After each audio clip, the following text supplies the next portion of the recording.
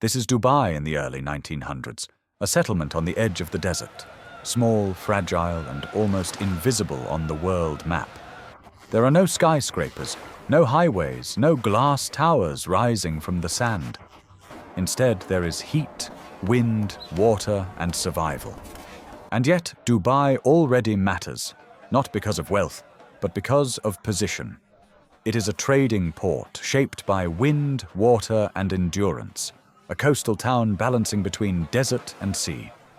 Dubai is built on pearl diving, maritime trade, and human resilience in one of the harshest environments on Earth.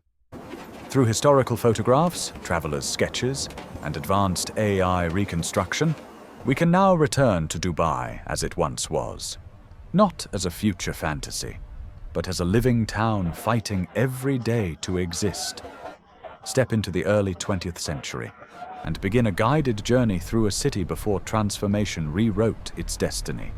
This is Dubai Creek in the early 1900s. You are standing at the water's edge, facing inland as the narrow creek cuts deep into the desert. The tide moves slowly. Wooden dhows drift with it. Lateen sails catch the wind, then fall slack. The air smells of salt, fish, and wet rope. Men unload cargo by hand. Dates, timber, cloth, spices. There are no machines, no engines, only muscle, balance, and rhythm. Dubai Creek is everything. It provides shelter from the open Gulf. It offers fresh water access. It connects the settlement to India, Persia, and East Africa.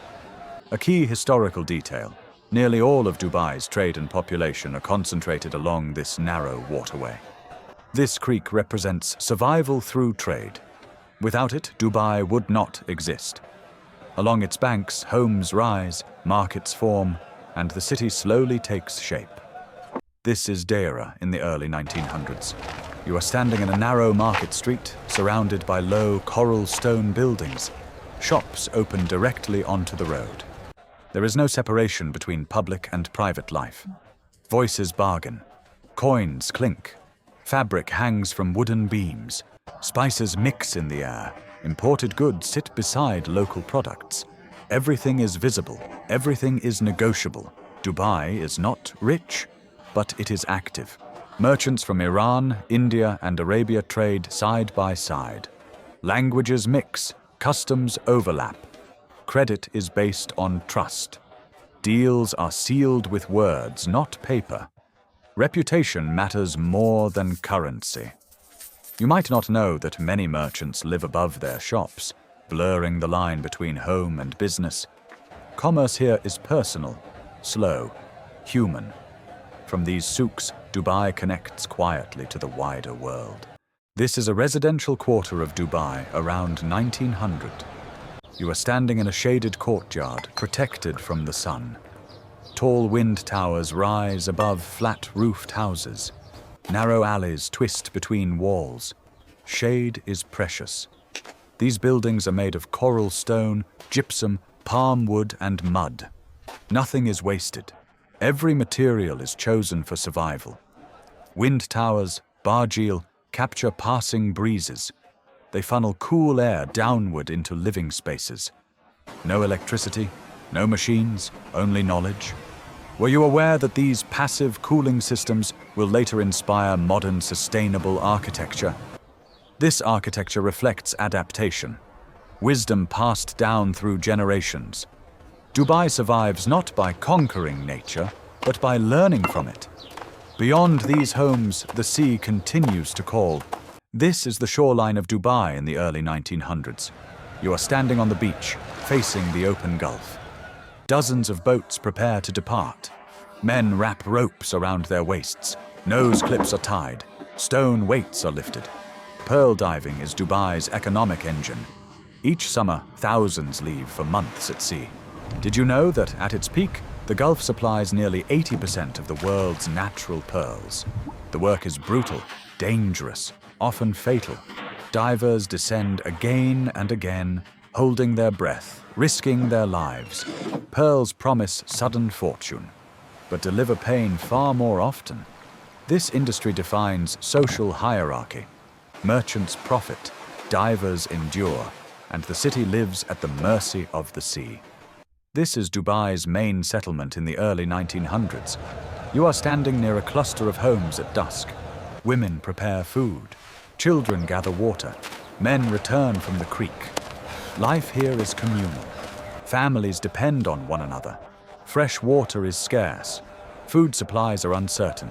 Disease spreads easily. One important detail: a single failed pearl season can push entire families into debt. Religion, tradition, and kinship provide stability.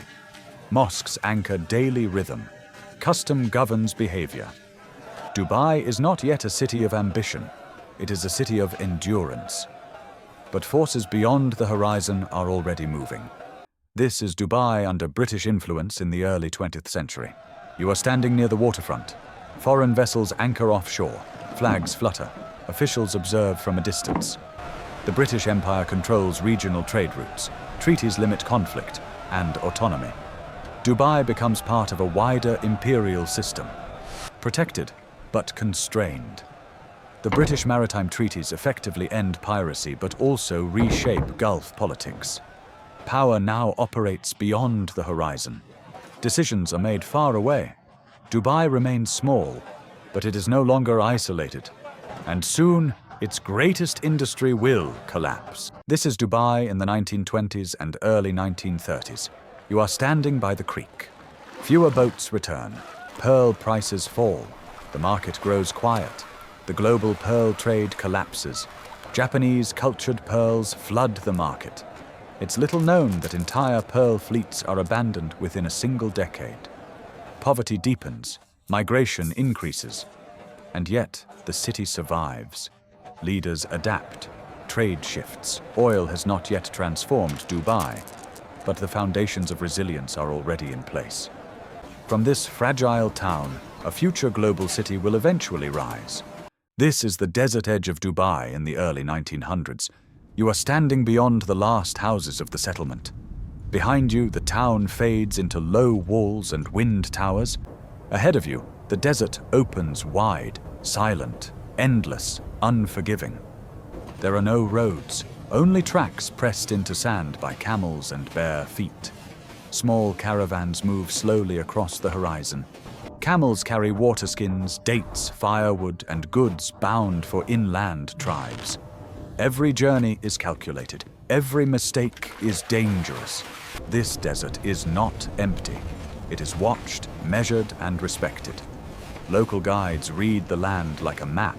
The slope of dunes, the hardness of sand, the color of the sky before windstorms arrive. At scattered wells, people stop to rest. Water is rationed. Animals are checked. No one lingers longer than necessary. The desert shapes behavior. It demands discipline, cooperation, and restraint. It also shapes identity. Many families in Dubai move seasonally, between coast, creek, and inland routes, adapting constantly to climate and opportunity. The desert is where children learn endurance, where elders teach caution, where survival is not heroic, but routine. This land will never disappear.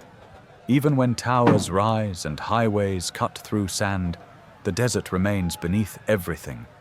Dubai does not escape the desert. It grows around it. And this relationship, between settlement and emptiness, between trade and isolation, between ambition and restraint, is what prepares the city for the transformations still to come. The skyline of the future will rise from this ground. But it is here, at the edge of nothing, that Dubai first learns how to last. What you have just seen is Dubai before the world noticed it. A city shaped not by wealth, but by trade, hardship, and adaptation. Through AI and historical reconstruction, we can revisit places before transformation erased their origins. Not to romanticize the past, but to understand how resilience builds the modern world. Which city should we revive next? Leave your choice below.